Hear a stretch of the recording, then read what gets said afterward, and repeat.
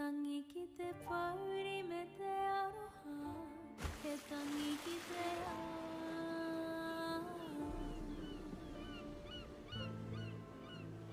to aroha here atura.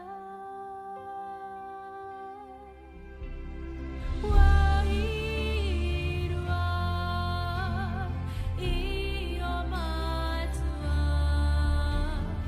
wairua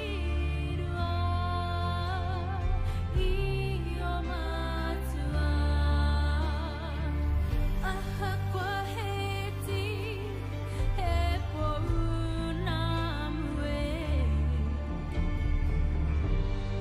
e te nonoi kura.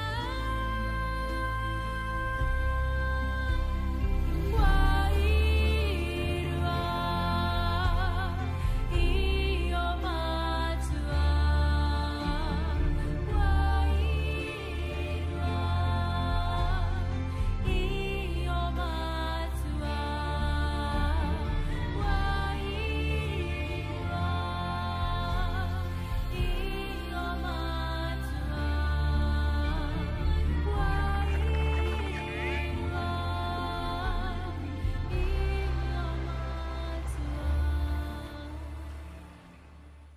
he tangi ki te pauri me te aroha, he tangi ki te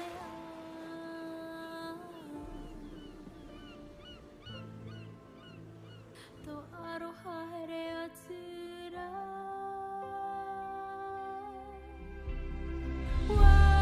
Wairua I o matua, wairua I o matua. Aha kwa heti he pouna mue, e te nonoi kura.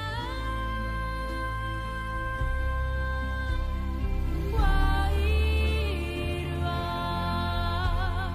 I o matua, wairua I o matua,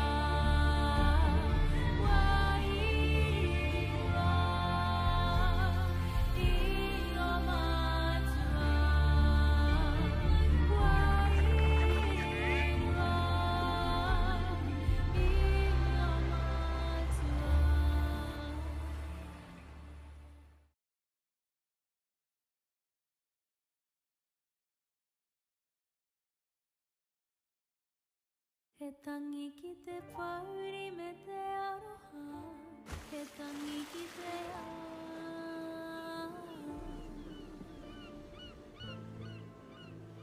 to aroha here atura.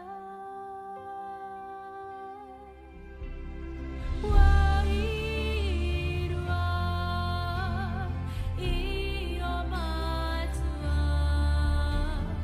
wairua I o matua. Aha kwa heti he pouna mue,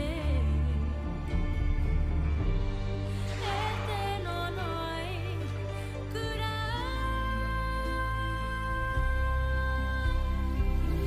Wairua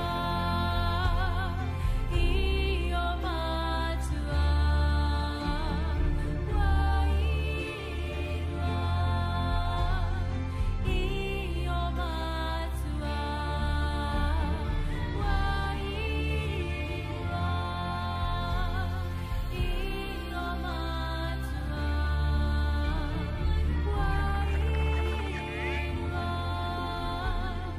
I o matua, he tangi ki te pauri me te aroha, he tangi ki te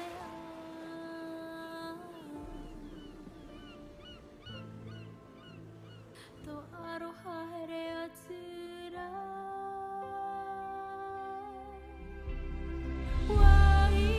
Wairua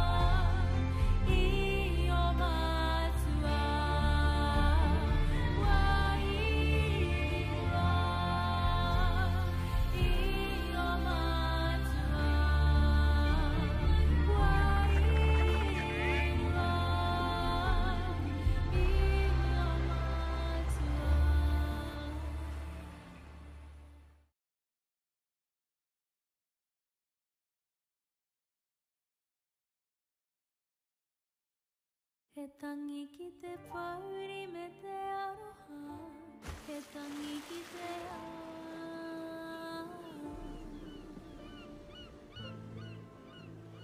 to aroha here atura.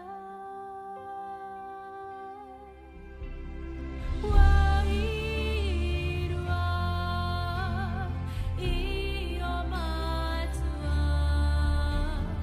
Wairua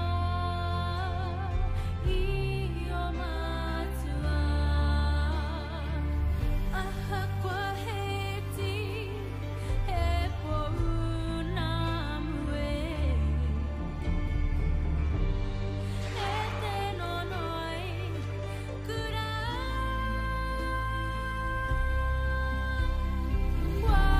Wairua I o matua. Wairua I o matua.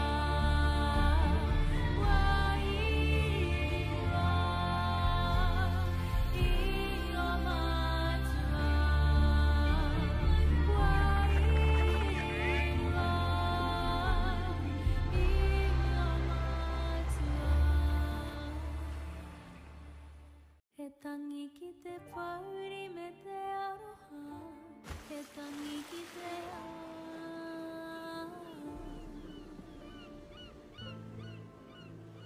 to aroha here atura.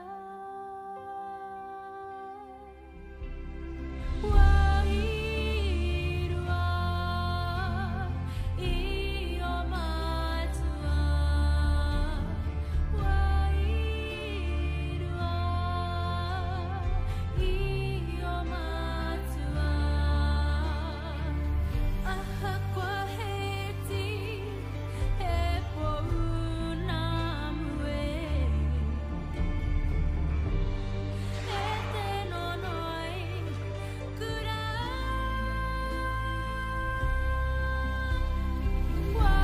Wairua I o matua. Wairua I o matua.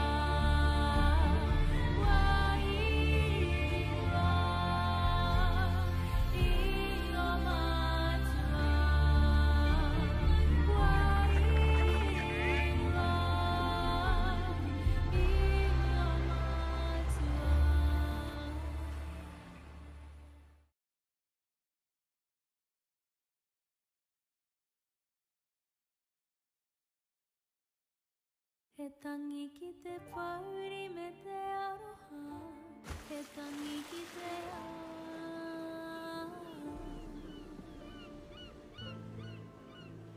to aroha here atura.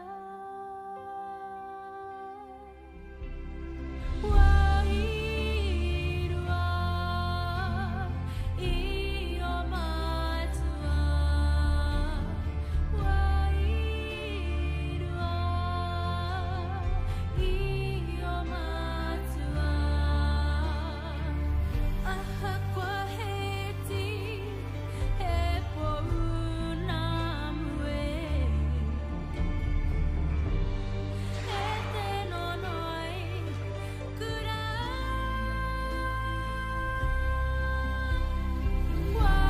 Wairua I o matua. Wairua I o matua.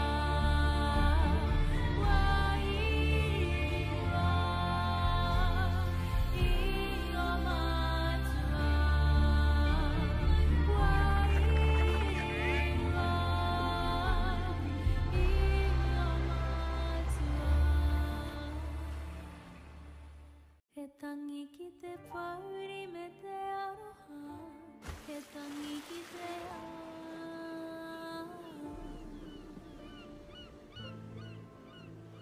to aroha here atura.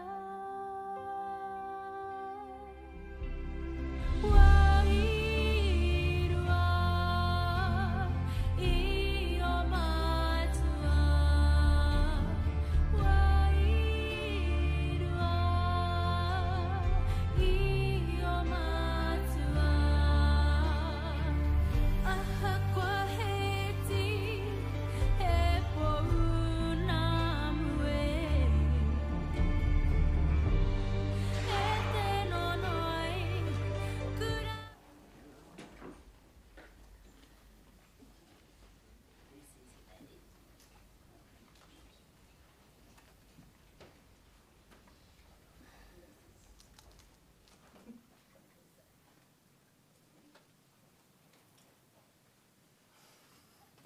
Tēnā rā tātou, nei rā te tuake ki te whakamihi atu ki a tātou, me te tō mai ngā manaakitanga o te rungarawa I runga I o tātou whakawhitinga kōrero I tēnei pō. E takoto mai nā te whanganui a tara, e riporipo nei, e riporipo nā, ko ngā tohua te whenua, whakatairanga tiake, ko te haukāinga, ko te atiawa, rāwa tahi, ko ngā titoa rangatira, e tau nei roto I te upoko o te ika. No reira rarau mai ki te kakau o te kōrero e hika mā, ko te oranga torutanga o te Moana te take.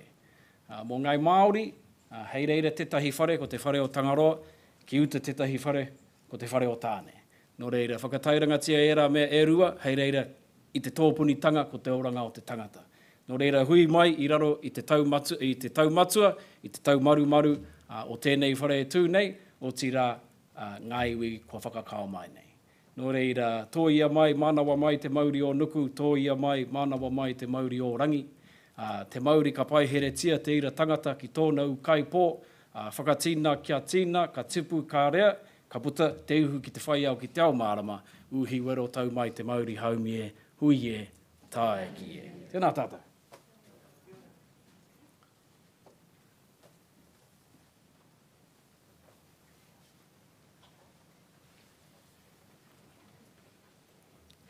Tēnā koutou, tēnā tātou. I'm Amy Ryburn, I'm a partner here at Buttle Findlay, and I just wanted to say welcome.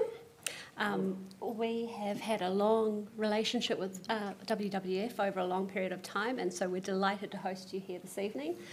I just wanted to make two logistical points. Firstly, if you need to go to the bathroom, it's just out the door and to the left before you get to reception. And the reason why I point that out is that is also the way you go if we need to exit the building in the case of an emergency, which hopefully we don't. And I just also wanted to point out, obviously we've got hand sanitizer around the room and you're socially distanced, so thank you very much for your cooperation and respecting the guidelines. We really appreciate it. That's it from me. Cool.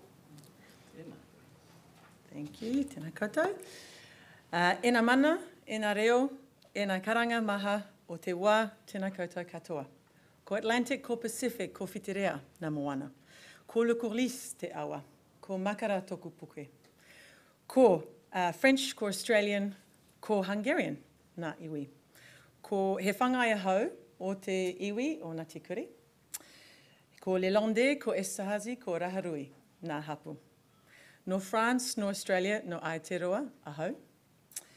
Kei te whanganui atara, ahau e nohana. Kei WWF, ahau e mahi ana. He kai hautu ahau. Ko Livia Esterhazy tōku ingoa, no reira, tēnā koutou, tēnā tātou katoa. Welcome everyone to our Moana, our future this evening. I'm Livia, CEO of WWF, for those who don't know me, and I think I do actually know everybody in this room, which is great. And as you do know, I am a bit from all over the world, but wherever I have come from all over the world, I've always been near the ocean, whether it was the Atlantic, the Pacific, or here, again, in the Pacific in New Zealand. So it's a big part. So this mahi that we're doing tonight is really, really important and close to my heart. So I wanted to acknowledge and thank quite a few people here tonight. Of course, first of all, our speakers, our panellists, the Honourable James Shaw, representing the Green Party, the Honourable Scott Simpson, representing the National Party, thank you. Tākuta, Ferris, representing the Māori Party, Angie Warren-Clark, representing the Labour Party, and Jeff Simmons, representing the Opportunities Party. Thank you all so much for coming here tonight. I know that you are super busy. It's a busy time right before the election, but it's very, very important as well. I also wanted to thank you too, Corin Dann from Radio New Zealand, Morning's Report, for moderating the debate. And finally, thank you all so much, guests, this evening for actually making the time for this important debate to happen, and as well all those online watching. Last count, we had about 700 people registered for the live streaming, so it should be great, a great watch. I also wanted to do a big kia ora and thank you to Tākuta for opening us and for your lovely karakia. Thank you so much. Our ocean is in crisis. It has paid a high price for our development. I think we all know this. And as a result of our own unsustainable activity. We've seen a serious decline in ocean health over the past few decades. Not only does the ocean sustain every single life on Earth, it's absolutely crucial to our fight against climate change. So at the moment in law, we know that we have less than 1% of our coastal and marine areas fully protected. And according to a survey result that we did in January this year, 80% of New Zealand don't think that's good enough. We need transformational change in order to restore the health of our ocean, not just for the environment, but for cultural, social and economic reasons. Our fisheries and our aquaculture will not survive with an ocean that is unhealthy. For coastal and indigenous communities in Aotearoa, the ocean is an integral part of their history, stories and ancestry. Restoring the Māori is absolutely essential for human well-being. So this evening, our politicians will discuss marine protection, fishing practices, Indigenous rights and much more. And at the end, we'll have 15 minutes for the audience members to ask questions. So please keep this in mind. And finally, we absolutely encourage posting during our social media event about the event. So please remember to hashtag our Moana, our future. And you can always tag WWF New Zealand, we'll help repost. So I just wanted to thank you again. And as closing on my opening remarks, a little whakatauki from Ngāti Kuri. Tau tātou ha I te tuatahi ko te moana. Ha tuarua no tātou te whenua. Our first breath is drawn from the ocean, the second from our land. Tēnā koutou, tēnā koutou, tēnā tātou katoa.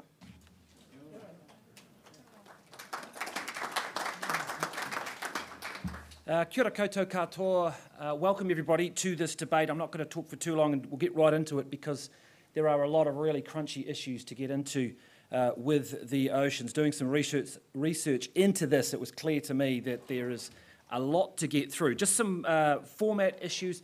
We should have about 50 minutes or so, give or take a few minutes for the substantive debate. I'll try and keep all of the participants on track and within reasonable time and make sure it's nice and even. This is being recorded, and then at about 5 to 7, perhaps a little bit earlier, we'll have a 1-minute sum up from each of the participants. And then there'll be a short break, maybe a minute or so, where you can grab a drink. That will be up the back, at which point you can gather yourself and come back and ask some questions. We'll have about 15 to 20 minutes for questions. The videoing will stop at that point, so you don't have to worry about that. But I do encourage you to use a microphone, which is over there by the window, if you can.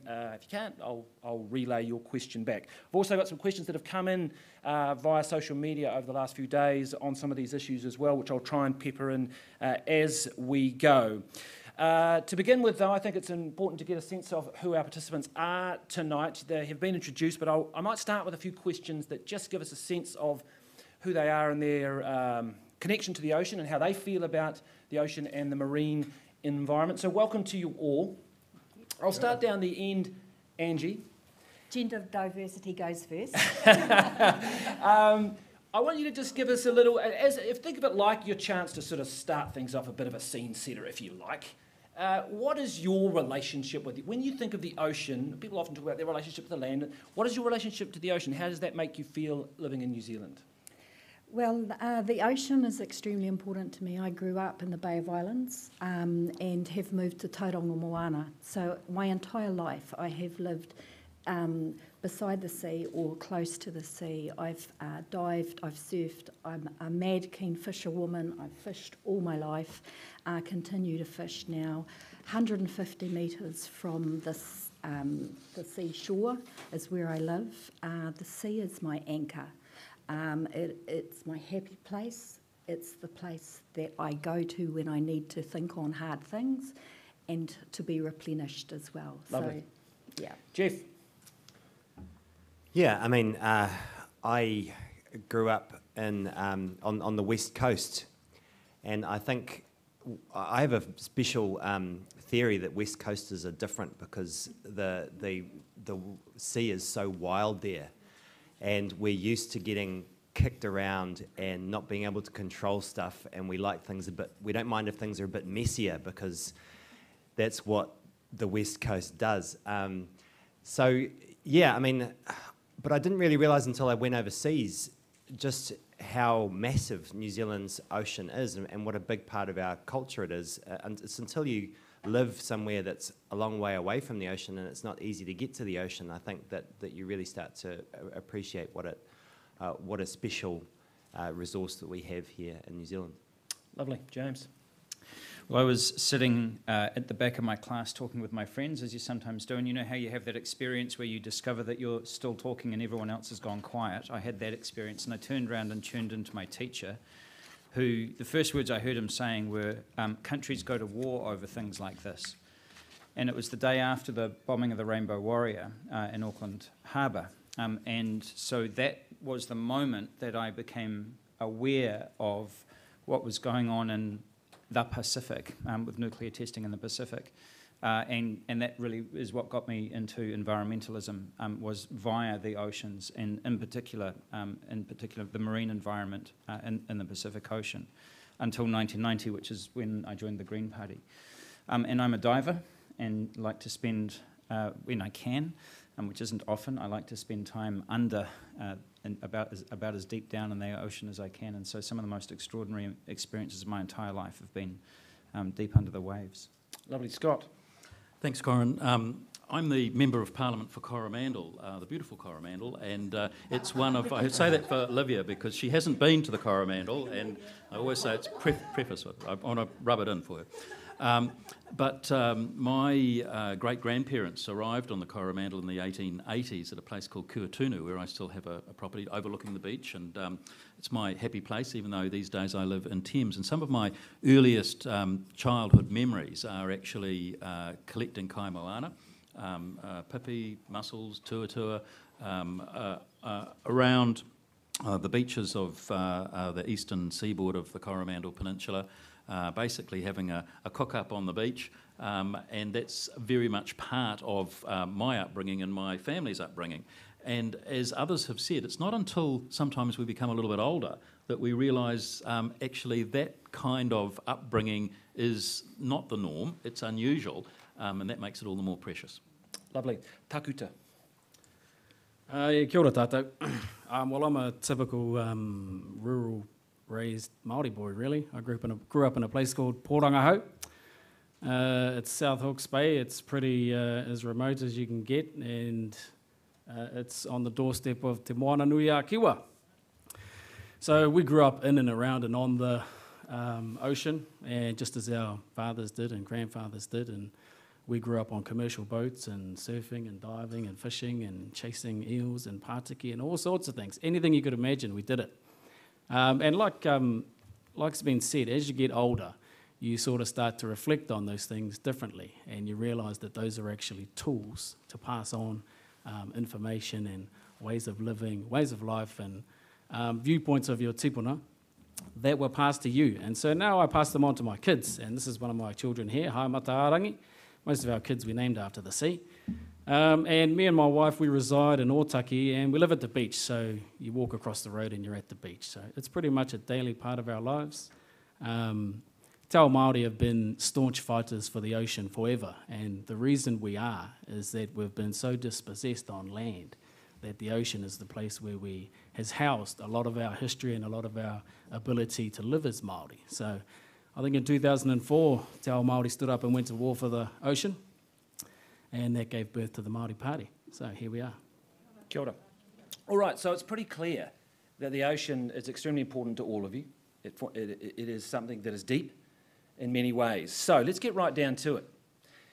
Marine protected areas, it seems from doing some research into this before this debate that this is an area that New Zealand was once good at and is now lagging miles behind on. So I'll come to you, James Shaw, as someone who's in the part of the governing arrangement. What's happened over the last 3 years? Why has New Zealand not made progress? What are we, 0.4% of our oceans protected, miles away from 10%, miles away from the goal of 30%? What has happened? Well, to give you a list of what we've done over the course of thank you for the question, of what we've done. So we've reviewed the hectares and Maui Dolphin Management Plan, and we've doubled the area available there, the area that's protected there. We've released the National Action Plan on Seabirds, which has a goal of 0 seabird bycatch. We've supported David Parker's freshwater reforms, and we'd like to go further, but we feel like we've sort of broken the back of that at last. We've completed public consultation on the network of Southeast to South Island West marine protected areas.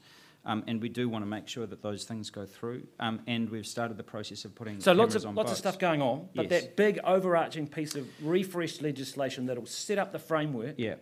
for marine protected areas, what has happened? Why has there not been the progress some had hoped for? Well, let's just say that there's a party that's not participating in this debate, which has meant that we haven't been able to make as much progress as we would have liked to over the course of the last 3 years, and we're hoping not to have to worry about that in the next 3 years. Well, you could have. Could you not have reached across to the person who's sitting next to you, Scott Simpson, and asked him, was there scope, and I'll come to you on this, Scott, do you share the view that we do need a refreshed piece of legislation on marine protected areas? Yes? Yeah, absolutely, yeah. And so what would you do? Is there scope to get this done if you were in government? Well, Corin made the invitation numerous times over the last 3 years to cooperate collaboratively with the government to provide improved marine protection legislation, improved areas of marine protected sea space, and most importantly, we made the invitation numerous times to collaborate to ensure the Kermadec Ocean Sanctuary would be set up as was intended, as was promised by this government in the speech from the throne. Zero progress. So what we've actually had is 3 years of nothing, very little. No new marine reserves created, no progress on marine protected areas legislation, no progress on the Kermadec Ocean Sanctuary, and it's been 3 wasted years. Angie, I'll get you to respond to that. 3 wasted years? Not at all, not at all. I think these things take a lot of time to work on. We have had a really clear plan. We haven't got perhaps to the end where we wanted to get to. Certainly with the Kermadecs, there was an issue that we needed to work on, which was around relationships. Can't come in and just create a piece of legislation without talking to tangata whenua. And so that is something that we have been working on. And yeah, so... There wasn't any talking. There was. So why no progress? Right, because we're trying to clean up your mess, that's why. Yeah. All right, we will come to the Kermadecs in some detail at some point, but I just want to push on with this. So, Angie, before I come to the others, on current polling, Labor is in a strong position. What guarantees would you give that if you were in a position where you weren't perhaps having to have a complex coalition arrangement, that you will push through with some urgency the rewrite of the marine reserves, marine protected areas legislation? Look, I think it's really clear that we agree that 30% of marine reserves, 30% of marine reserves is a good and lofty goal. I think we have committed to reaching that by 2030. However, as a backbencher, of course, you would understand my party is very keen, and we're absolutely, including with our Māori Party members, are very keen to see a movement. Okay, I'm going to come to the two that are outside Parliament, hearing what they're hearing from those who are inside Parliament. Tākuta, Ferris, what is your view of the performance of the current Parliament in dealing with these issues? Kia ora tātou. I think if we, as a country, have learned one thing out of this year, it's that anything can be done really quick. And, if you look out that window over there, that ocean out there has sustained us forever. And if we keep mucking around, it's going to run out of time. This is a pretty easy thing to understand. And it just always comes back to political will to actually push the button, hit go, and put the foot on the accelerator.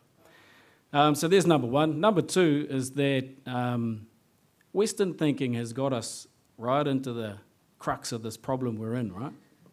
And so I can guarantee you that Western thinking won't be the thing that gets us out of it. And so Māori managed to live in harmony with ocean environments for more than 1,000 years.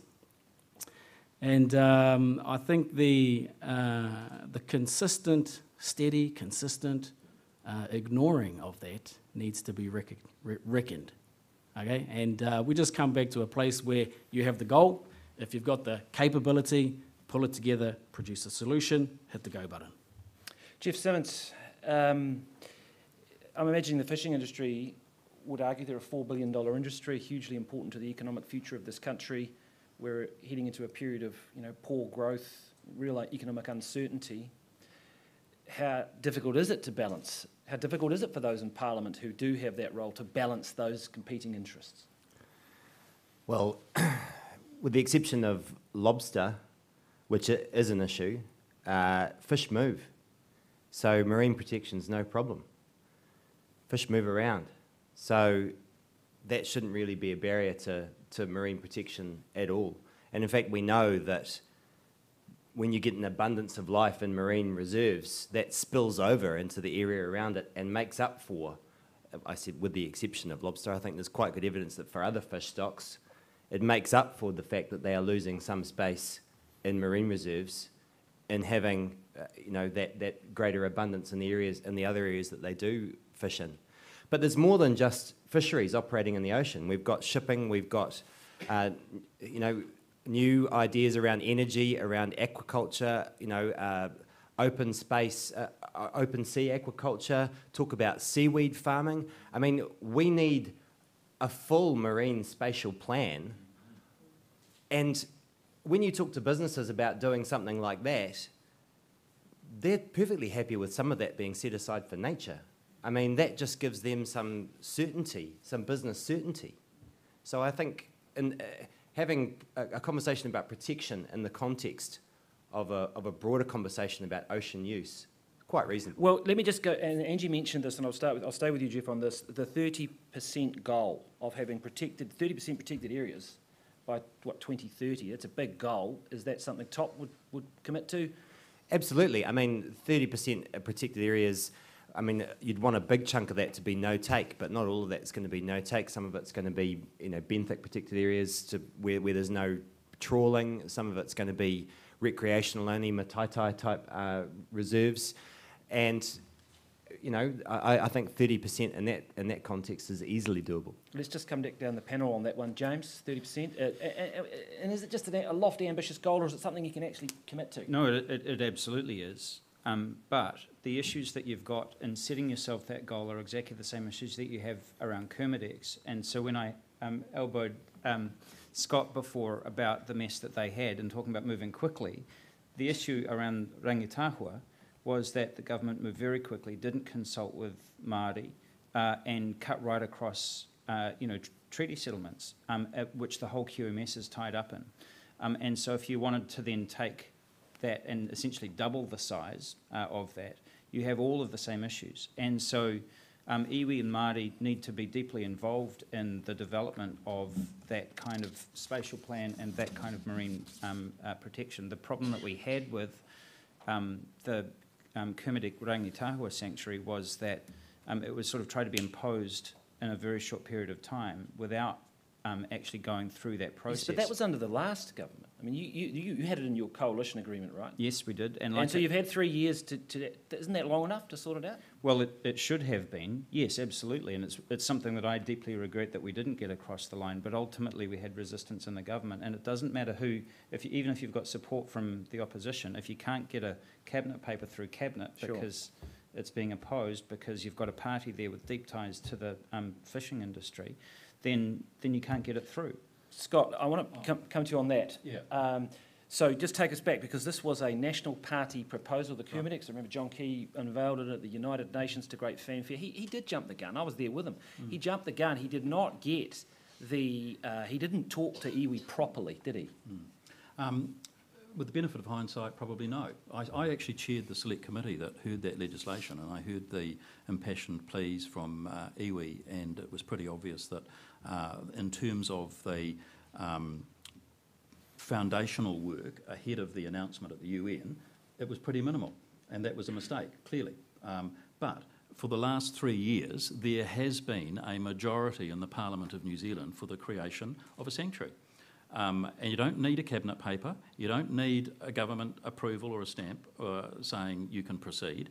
The first rule of politics is learn to count. And in our parliamentary democracy, if you have 61 votes or more, you can pass legislation. But you would appreciate what that would have done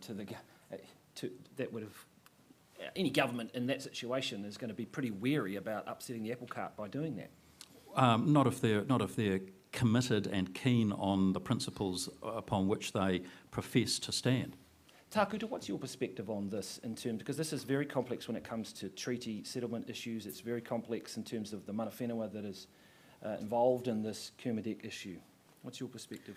Oh, look, I challenge the complexity of treaty issues. They're really not that complex at all. All you have to do is make sure that you consult with the people, the tangata whenua of their place, and you work your way to a decision. And when you arrive at the decision, you get on and do it. You know, I've spent a lot of time working with and around iwi. And the thing that continues to fail the relationship is a lack of continued and consistent engagement. Okay, so the government will only ever arrive when they want something from us. So, you know, I don't know about you, but that might not be the basis of a good, strong relationship, you know, and enable you to make critical conditions quickly. But, you know, as long as, the other thing is that the political system's going to fail my daughter there, right? So James just talked about a system that doesn't allow him, for sake of numbers, to do something that the country and the people need. And so we as the people can't afford that system, you know, because time's running out, time's run out, you know, and the people who live on these coasts, I come from a real remote coast, and we don't see a MAF officer all year. We might see one once a year. You know, but there are modes and there are models that enable us on those coasts to look after those coasts. They're under-resourced, they're not authorised, they're half pie, they're not quite cooked properly. All these types of things, they just scream out that the system is failing us.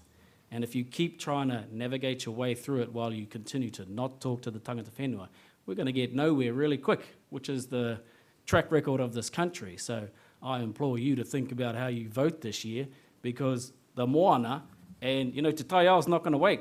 It's never waited, and it never will. If the Māori Party comes back into Parliament and, let's say, holds the balance of powers, it's helping, let's say, hypothetically, it's the vote that counts, would the Kermadec, where would you be on the Kermadecs?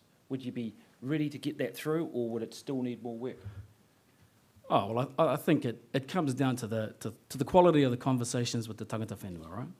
So a simple question like, will the Kermadecs work? Well, you've got to go and have discussions to make sure that that's nailed down.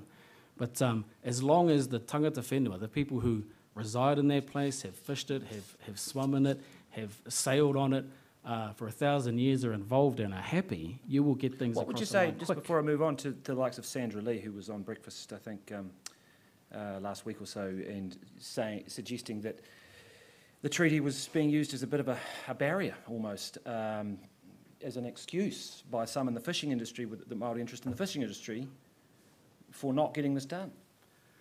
Well, there's always going to be competing interests, you know, and unfortunately, that's an unintended consequence of treaty settlements. You know, it's probably not the preferred route that Māori would have taken, is to carve things up and then commercialise a portion of it and leave the rest of it in customary packaging. But that's what we've got. So how do you work your way through that? You have to have a quality engagement system, which this country has never had. Okay? And if we built the quality engagement system, a lot of these things would be worked out quite quickly.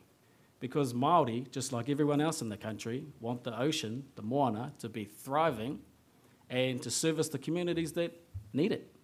Angie, Labour and the Kermadecs, where would a Labour government with a bigger mandate, if that's what you get, go on the Kermadec? Where does it sit on the priority list? It's up there with the priority list, but we have a lot of relationship to repair from the previous government when they were in power and made that decision. So we're not going to hurry this for the sake of hurry. We actually need to get this right for everyone, for all that are involved, because this is, you know, thousands of square kilometres of marine reserve. It will bring us up to 15% of our entire marine reserve quota. So it's really important that we get this right, and everyone is travelling with us. Jeff, is this embarrassing to New Zealand internationally? I mean, we announced it at the UN to great fanfare. I know some of the Americans were very keen on us doing it. It's stalled. Yeah, it is embarrassing. I think. But I have always wondered if focusing on the Kermadex in such a way was a productive thing to do. I mean, we need a representative network of marine reserves around New Zealand, and having all our eggs in one basket, I don't think was wise from the outset. I mean, nice to have, absolutely, but it's not the whole story. Well, I'll stay with you on this because I don't want to get too depressing, but it didn't go that well for the Campbell Island either, did it? The Campbell Islands, in the sense that might have been some hopes that the reserve around that would have been increased, as with under the legislation that would to the review, but the government was decided against it. What was your thoughts on that, Jeff? I'm going to draw an analogy with cycle lanes here. I don't know if you guys are aware with the international evidence on cycle lanes, and this is something New Zealand does very poorly. But what works in getting cycle lanes is you just stick some planter boxes out and you give it a go, and you see what happens. And I think, I can understand the fishing industry being concerned about some of their interests down in the Southern Ocean around those sub-Antarctic islands. But why don't we just trial things for a few years? Why don't we have systems that can allow us to trial things and monitor the outcomes rather than having to draw permanent lines on maps without knowing exactly what the impact on the fishing industry will be? James, what was the inside perspective on what happened there? What happened? Why wasn't that? Surely that was a great opportunity to expand the protected area. Absolutely, and there were iwi interests involved there as well. And so, as with the rangitahua, and all of every time you want to start, mapping out the ocean, doing spatial plans, you have to ensure that you've got iwi on side, because there's. But wasn't that a predetermined review in that legislation? So that should have been known that was coming. Yeah, well, we knew it was coming, but it's just having a review doesn't lead to an automatic outcome, right? And actually, we need to. I think that where we've got to get to in this country is some form of co-governance arrangement which looks after not just the fisheries, but the health of the oceans. And I completely agree with Jeff that actually you need to look at them as an integrated whole rather than this kind of species-by-species system that we've got at the moment. What might that look like in your view, a co-arrangement? Look, I'm not going to... Well, now's the time to do it. We're in an election campaign, you're on camera, go for it. Yeah, but this is something that's starting to evolve in this country, right? So we've got some, in recent years, you've got sort of examples like the Whanganui River to Urewera and so on, where you've got examples where I think we have gotten better than we have in the past. If we want to think through a sustainable, and I mean that not just in an ecological sense, but something that's going to endure over time, then we have to think through all of those issues when it comes to the sea and our oceans.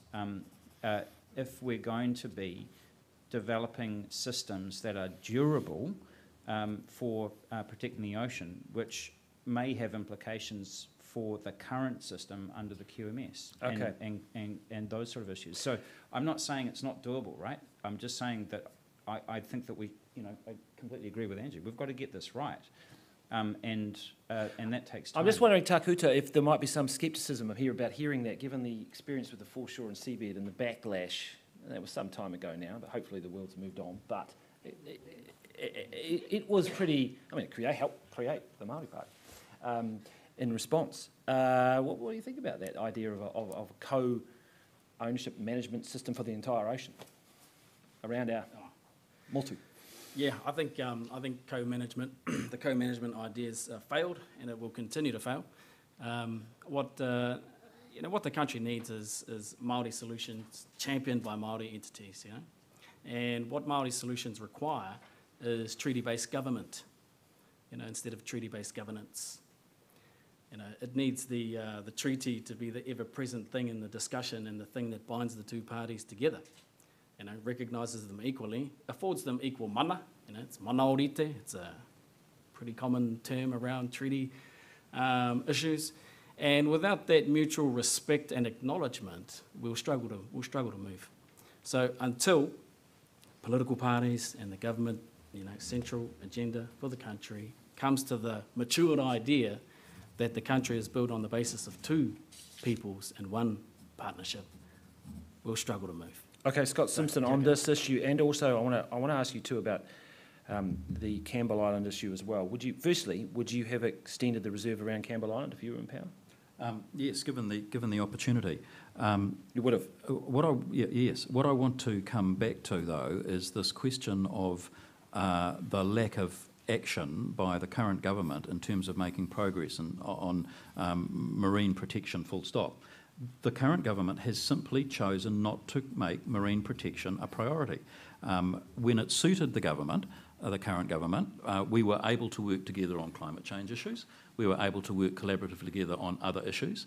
But on this issue and these issues, simply no political will from the current government. And I come back to the point that I made earlier. There has been a parliamentary majority in the current parliament for the last 3 years to make progress in this area, and none has been made. That's an utter failure from a government that professes to rate it as a priority. Okay, I'll get Angie's response to that, but first, before I do, just a quick comment from you, Scott, on the idea of a co-management type system that's been similar to, say, lakes and rivers for the ocean.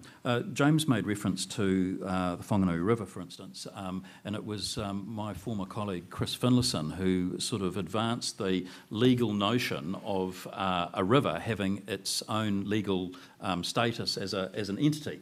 I think that's a concept that has merit. We use it, funnily enough, in the legal world. We're in a legal office.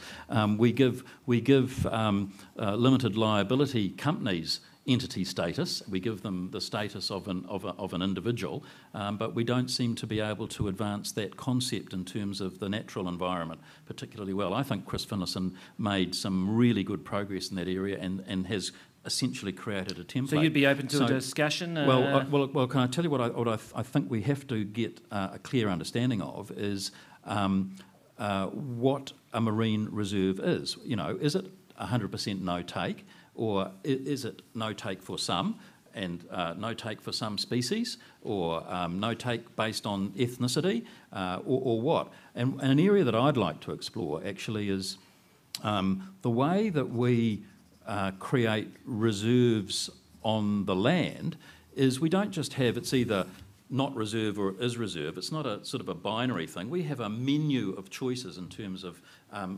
reserve status on land, and I'd like to see us exploring an opportunity for having a more finessed, nuanced approach to marine reserves. Okay, I need to get a response from Angie. There was some criticism of first of all, around the Labour's and this government's progress on that area, but actually pick up on that point, because I think that comes back to something that a lot of people want to know about, and some of the questions that have come in from the social media on this. Yep, sure. The nuances of the marine protection and how you would account for take and no take areas. Is that something Labor would do? So I think there's some really interesting case law that has just come out recently around Motiti, which is where I live, and I look out at Motiti Island, and so there is a process now where the RMA is also looking at how we effectively manage areas. So there are particular areas which are now no longer usable by anyone at all in any kind of way, and this is and that is designed to look at what has happened in that fishery, and I can tell you over many years of fishing there how degraded that fishery is, and then to have the regional council study that to give us some really good sound advice and information about what is and isn't happening for our marine environment, and then to report back and then to look at what's a sustainable take, customary, recreational and or commercial. So I think there are some clever ways that are around fisheries management that are starting to happen. But really what we need to be looking at is a sustainable fishing model that meets everyone's needs. So the most important part of that though is the eco-based systems of fishing. We cannot continue to fish in a way that depletes or destroys our environment, our benthic flora, for example, or our species. We actually need to work out a way to do this better. All right. On that note, let's, Jeff, I want to ask you about the issue of the bottom trawling and the areas. I'll start with you, but I want a quick answer from all of you. Do we just get rid of bottom trawling, full stop, end of story? Should we be doing it at all? You go first, Jeff. I think there's some areas where bottom trawling doesn't cause too much of an issue, but certainly we should be reducing the use of it and increasing the benthic protected areas to be actually in areas that we want to protect, not that are just too deep to fish, which was how they were originally set up, which is a bit of a joke. But yeah, I think there's some areas where bottom trawling isn't too much of an impact on the environment. James? Yeah, we do need to move in that direction. You've got to remember that bottom trawling doesn't mean the same thing today that it did even 10 years ago, and now it's like vacuum cleaning.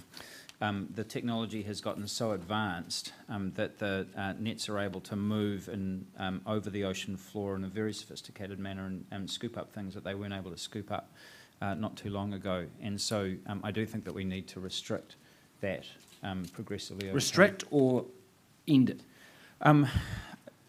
I certainly think you need to move in that direction. Yeah, I don't want to commit to banning it just today, but I do think that that the technology that we've got there is, really extreme now, and I think we need to pull back on that. Scott, what's your thoughts? So 30% at the moment is protected, isn't it? So is that enough, or should we be getting rid of bottom trawling altogether? No, you're talking about 30% of marine reserves. No? No, I'm talking about in terms of the areas that you cannot bottom trawl at the moment. Look, I think that Jeff and James have got to... Yeah. They're bogus, those people. Well, that's what it's... Don't believe a word of it. They've just chosen because they know fish. Okay. Yeah. And Kath knows her stuff. Yeah, I do. Yeah, she does. But I'm with essentially with James and Jeff on this one. I think that we need to be moving in that direction, but the technology available to fishers is much more sophisticated than it was even a few years ago, and that evolutionary trend will continue at pace, I think. Angie, I'll bounce back to you, then I'll come back to you, Tākuta. On a personal note, yes, I believe we should ban inshore trawling, absolutely. My party's position is a just transition. We've got to move to better and more alternative, more sustainable and alternative fishing methods. However, it is not an easy transition to make immediately, but it's one that we'll be investigating. Tākuta, your view on this? Yeah, I think it's got a lot of issues. One of them is the scale of extraction. The other one is that bottom trawling is actually a pretty rudimentary form of fishing, and there are plenty of better, more high-value ways to catch a fish. Part of the bigger problem is, our primary industry economy is a fairly low-value one. And the participants in those economies, be them fishing or farming, have gotten away with not having to increase the value of what they do for a long time. And, that sort of falls back to the political will of governments at any point in time, but as long as we don't address that, we'll keep taking as much out as we possibly can and putting very little back. Okay, I want to throw in a question that's coming from social media over the last few days. This one's from Joanna Mossop, Victoria University of Wellington. Thank you, Joanna. This one says, New Zealand is currently... Oh, you're here. Fantastic. Well, you can just about ask it yourself if you want. I'll read it out. This says, New Zealand is currently participating in negotiations at the UN for a new treaty on marine biodiversity in areas beyond national jurisdiction. This treaty aims at ensuring the conservation and sustainable use of marine biodiversity in the high seas and deep sea bed. Could you please tell us, will you continue to support New Zealand's involvement in these negotiations? I'll start with you, Scott. Yes. That's easy. James? Yes. Yes. Yes. Tākuta? Yes, as long as the tangata whenua are included. And as a follow-up to that, it says, would your party consider it desirable for New Zealand to exercise greater global political leadership in pushing for an outcome of these negotiations? So take some more leadership. Yes. Look, we've got a good international reputation. for better or for worse, but we have got a good international reputation. In a whole range of areas, we're seen as a small nation that is not potentially a political threat to other bigger nations, and we are seen as essentially honest brokers. So I think that we could leverage our status and our position to advance the cause. Do we have a good reputation when it comes to fishing management and the quota now? I mean, we certainly did. Jeff, is that still the case in your view from looking at it? The QMS was world leading in 1986, but so was walk shorts. So what would you do about it? I mean, I think we do need to reform the QMS. Of course, you know, having that's going to require a massive conversation with our treaty partner to renegotiate that particular agreement. But the fact that you've got a system where you, and you mentioned this before, Corin, that is worth a fishing quota is worth at least $4 billion, and yet we can't afford to put cameras on boats, so we can't afford to not kill Maui's dolphins. I mean, that's because the system has a surf-like model, a serfdom-like model, where the quota owners lease out the quota to the inshore fishers. I think the quota management system works okay offshore, but inshore, you've got these inshore fishers who are pushed to the edge, and that's where all of these poor behaviours come from. That absolutely needs reforming. Angie, do you agree? Does Labor view this as an area for reform? Yes. It does, yes. So I think essentially it's important that we, again, the just transition, the movement across. We're talking about 30,000 jobs. We're talking about the difference between having a meal or not. And I think it's one of the things that we are blessed with in our country is the opportunity to ensure we have abundance. But we need to manage what we're doing better. So I think the system, it's not perfect. It needs to improve. I think it's a starting point, and I think, oh, thank you. I think it's a starting point, and I think that we are slowly moving towards an eco-based system. I want to come to you, Tākuta, because as you've been talking earlier on, I think it's pretty clear that nothing's going to happen in this space, or shouldn't happen, unless there is deep consultation with Māori. Yeah, and that's fair enough. But, you know, we grew up in a place called Porangahau. I was a kid in the 80s. My uncles were commercial fishermen before the QMS came in. And the QMS was really targeted at there being a lot of small-scale fishermen. You know, the problem we have today is there are no longer a lot of small-scale fishermen. There are only a few gigantic ones. You know, and that's the crux of the deal, man. That's why the system doesn't work anymore, and that's why it needs to be re-looked at. You know, and this isn't new, or it's not like no one knows this. You only got to go into a coast and have a talk in a pub to a few fishermen, or they're farmers now. They used to be fishermen, and work this stuff out, right? But one thing's for sure, you're not catching a crayfish around Auckland anymore. There aren't many gurnard left in the sea. Snapper just coming back in a whole lot of areas. So, you know, we need to just cut to the chase and address the issue, which is the models of fishing are killing fish stocks. And if we don't sort it out, they'll be gone. Scott, is this just a case of ministers being too soft? I mean, I was shocked to see that the soft limit, 20% of the original, you know, biomass of a fish, you know, stock. That's what they call the soft limit, 20%. I mean, is it just a case where the ministers should be tougher in putting restrictions in? Well, it's a personal view, but I think that could easily be the case. But again, I just think back to a few years ago when the then MPI Minister Nathan Guy tried to reduce the recreational snapper catch, and there was practically civil insurrection around the countryside. And so if we are going to manage our fisheries stocks better, that's not just the commercial stock. We have to have a long, hard think about recreational fishing as well. And actually we have to have a conversation as a nation, all of us, about you know, what's acceptable and what's not acceptable. And I'm, on the basis of what I saw a few years ago, I'm not sure that that conversation could be easily and readily had. James, your view on the limits and the future of the quota management? So, Corin, one of the reasons I've been slightly hesitant with my answers tonight is we're actually releasing one of our big 6 campaign priorities on Sunday, and it's on marine conservation and fishing.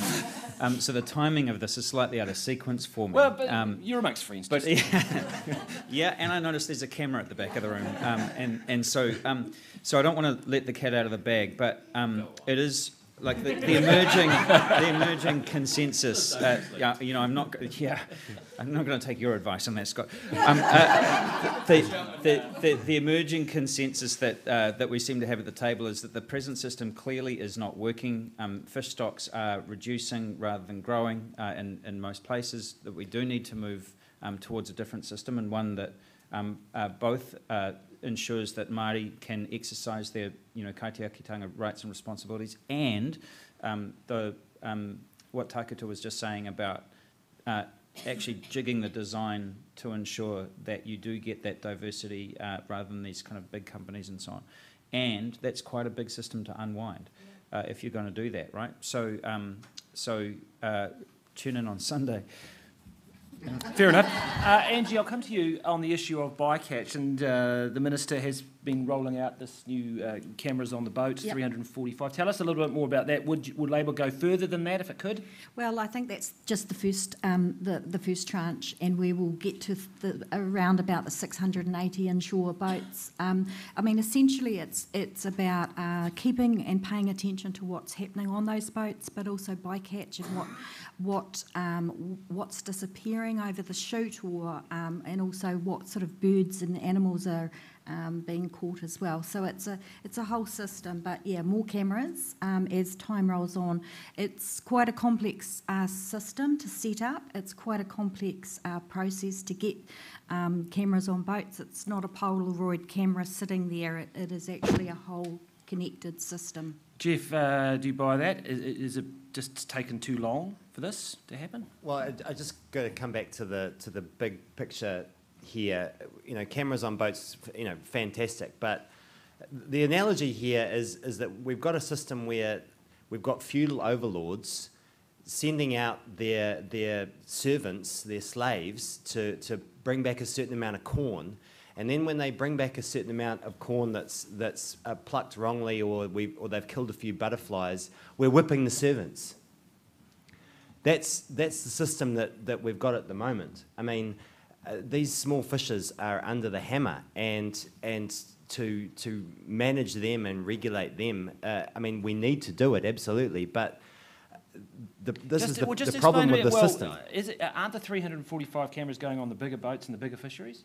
No, because they already have observers. I mean, the cameras on boats. Yeah, the cameras on boats is largely for the inshore fleet, which generally the average inshore fisher person, it doesn't own their own quota. They are leasing it off the big companies, and they have to go out and somehow catch this amount of snapper and not catch.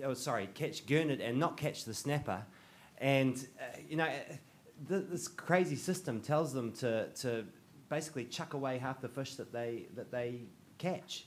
James, what's your thoughts on that? Look, there's a reason why we didn't go as far as we wanted to on cameras on boats, and that's that party that I mentioned before with deep ties to the fishing industry, who just basically dug their toes in for 3 years and wouldn't let us go the whole hog. Scott, what would National do on this? Well, we would have voted to support the government if they had wanted to continue with our decision to make cameras mandatory on all boats, on commercial fishing boats. And this government said that they were going to do that and then reneged. And so this is another example where for 3 years there has been pretty much zero progress.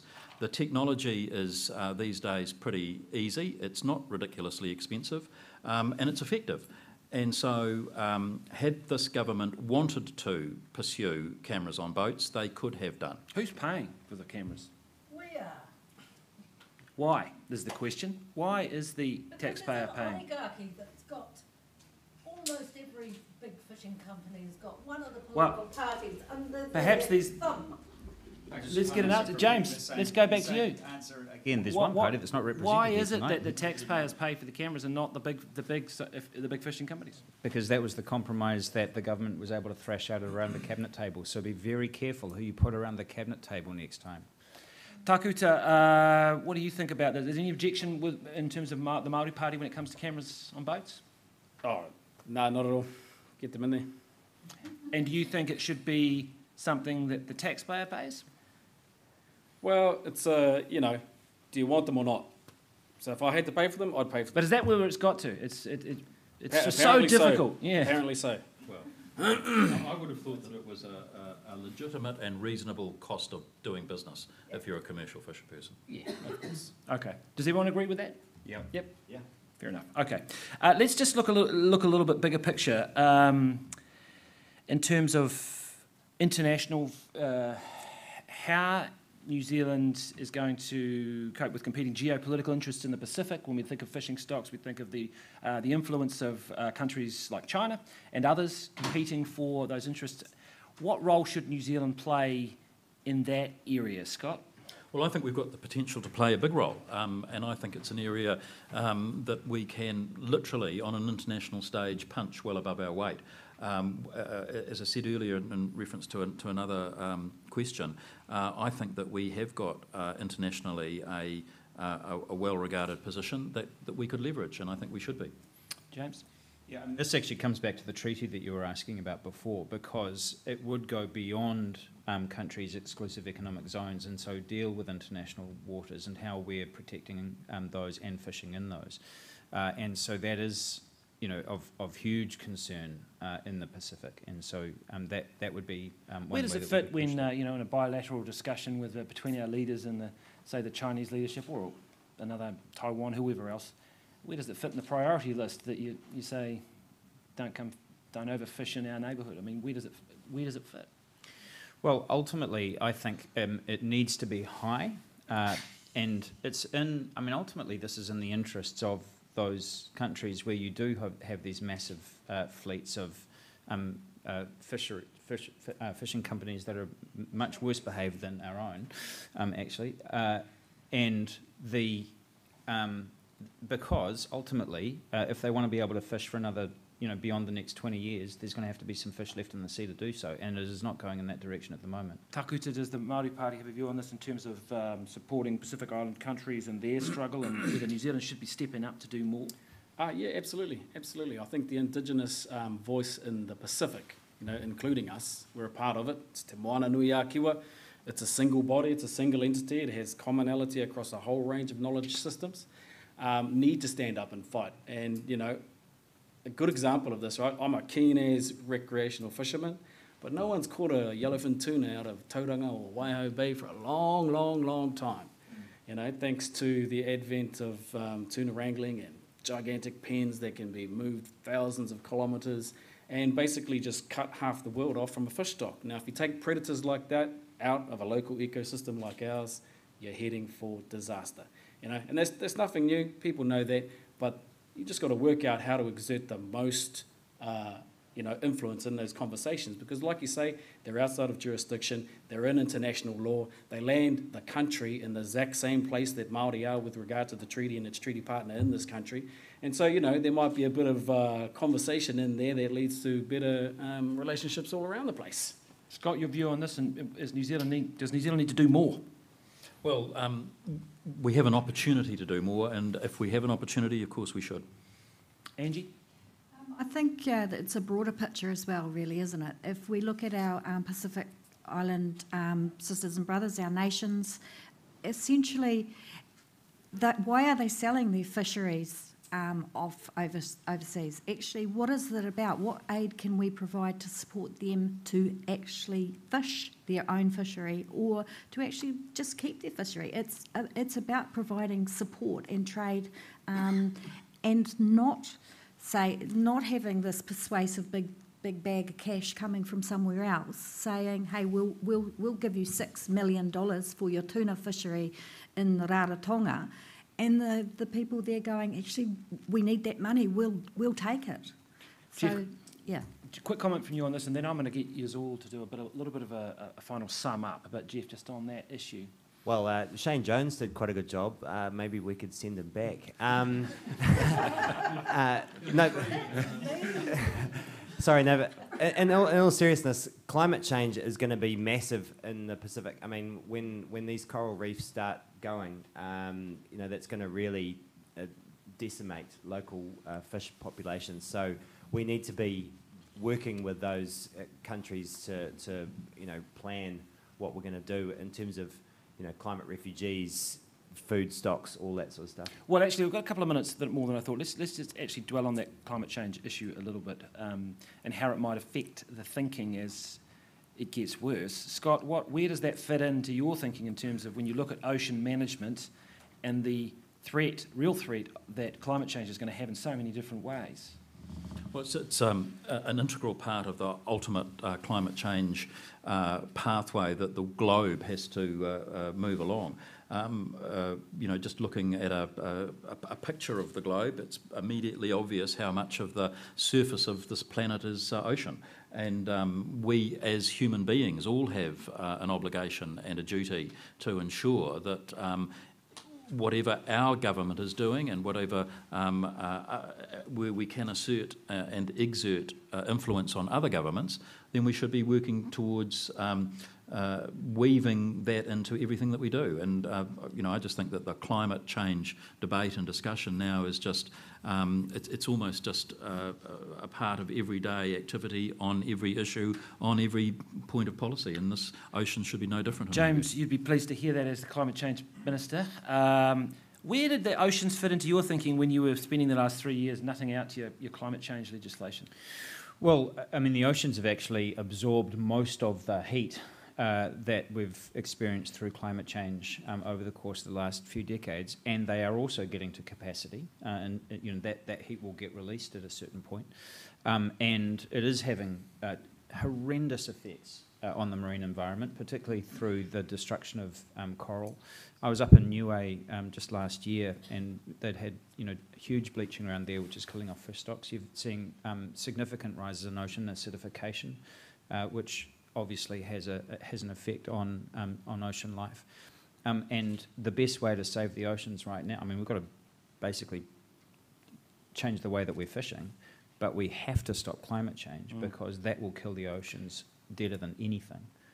Okay, we've got about 5 or so minutes left before the camera stops, and then I'll get you, people can grab a drink, come back and ask questions of the panellists, but I'll just get them to perhaps give us a minute. I'll try and keep a little time.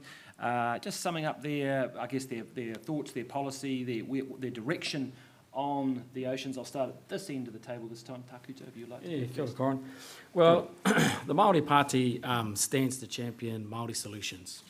Okay, and Indigenous presence, Indigenous thinking, a voice for the Treaty of Waitangi, in amongst all of the issues that face this country. And that's not to take the position that that conversation is a one-sided conversation. It's a two-sided conversation. But as sure as the sun comes up and it goes down, Indigenous thinking is always about maintaining the balance. And whenever you hear the word Māori, Māori is it's an interesting thing to describe, but I best describe it as the balance. And if you can maintain the balance of something, it will thrive, and everything around it will thrive with it.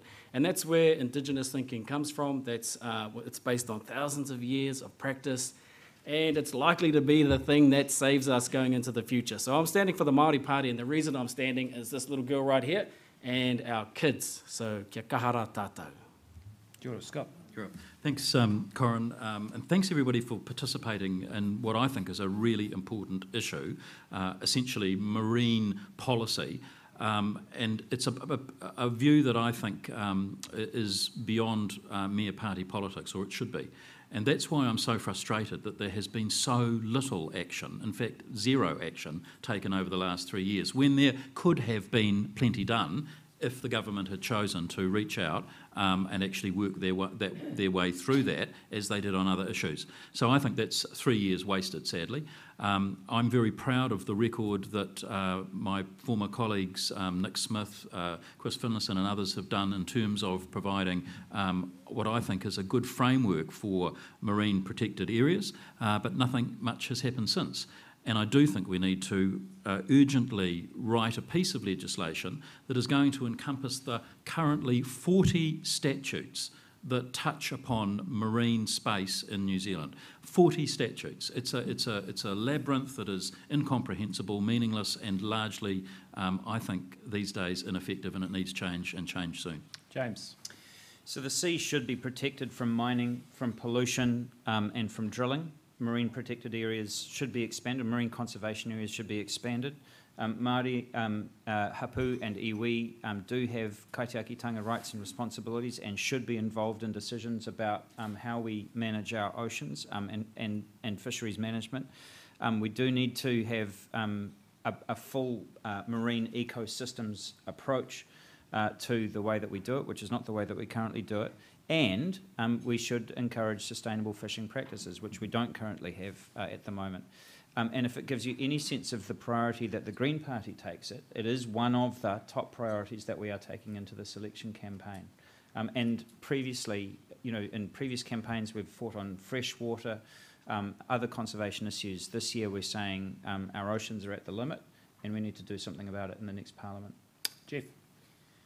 Yeah, I mean, we've talked quite a lot tonight about the challenges facing our Moana, and I don't need to tell you about those, but there's also immense opportunities out there too. I mentioned, seaweed farming, things like, a large, extensive aquaculture, which is being experimented with in your area. But what we really need to unleash all this sort of stuff is good marine spatial planning, including good, a good network of marine protected areas that provides certainty for business and for the environment. Similarly, for our fish stocks and for all of the creatures that live in our ocean, we all benefit from having more life in our ocean. They are overfished, and that's hard for everyone, even for the fishers, the fisher people, to actually find the fish. So it makes sense to do this stuff. We've just got to sit down and nut out how to make it happen. Angie. I'll start I'll finish where I started, really. I think it's really interesting tonight. Everyone has talked quite passionately about the sea and our environment, Hene Moana and Tangaroa, and what we do with and in the sea. I think there is a way forward. It sounds like all of us have a willingness to get there. It's important that we have a balanced approach. It's important that we work together so that no one is left behind, but mainly that we move towards an eco-based system for fishing so that our future generations can benefit. All of us here sound like we have a good lot of will and a good lot of heart to do that. What I will say finally, though, the National Party had 9 long years to fix this system, and they didn't. So I'd just like to throw that last little bit in there. Well, we did a lot in 9 years, and this government has done zip. All right, that's brilliant. Thank you very much for that. Now, you can continue that after when we come back with the audience questions if you like. But we've got about, if the video's stopping, so that's finishing. Thank you to all of those who have watched online at home. Hope you've enjoyed it. It's an opportunity now for the audience to grab a drink, just relax for a minute or so, just a minute or two, not too long. Come back to your seats, and if you've got questions, we'll have a microphone. It's over by the window, and you can put your questions. We should have about 15, 20 minutes for those questions. Yeah, so a minute or two, that would be great. Thanks.